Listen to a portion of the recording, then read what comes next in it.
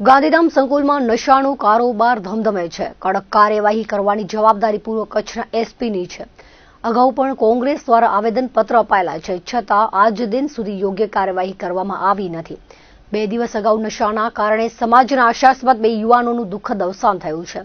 ત્યારે નશાનું વેચાણ કરનારા તત્વો વિરુદ્ધ પોલીસ ધાક બેસાડતી કાર્યવાહી કરે તેવી માંગ ગુજરાત યુવા કોંગ્રેસના ઉપપ્રમુખ નીતિશ લાલણે કરી છે.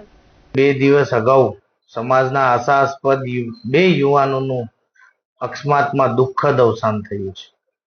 એ અતિ દુઃખદ ઘટના છે, જેનું મુખ્ય કારણ છે ગાંધીધામ સંકુલમાં દારૂના અને ડ્રગ્સના ધમધમતા હાથોડાઓ, જેમના વિરુદ્ધ કડક કાર્યવાહી કરવાની જવાબદારી પૂર્વ કચ્છ એસપી શ્રીની છે. પરંતુ તેઓ યોગ શિબિર, વૃક્ષારોપણ, સાયક્લોથોન, મેરેથોન અને બ્લડ ડોનેશન જેવા કાર્યોમાં વ્યસ્ત છે.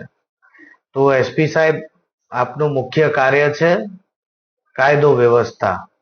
સામાજિક કાર્ય એનજીઓ પર છોડી દો અને આ યુવાનોને આ નશાની લતમાંથી બચાવો એવી આપને વિનંતી કરું છું. અગાઉ પણ મેં અને મહિલા કોંગ્રેસે આપના કચેરી મધ્યે આવેદનપત્ર આપેલ છે, છતાં આજ દિન સુધી પોલીસ દ્વારા કોઈ એવી ધાક બેસાડતી કાર્યવાહી કરવામાં આવેલ નથી.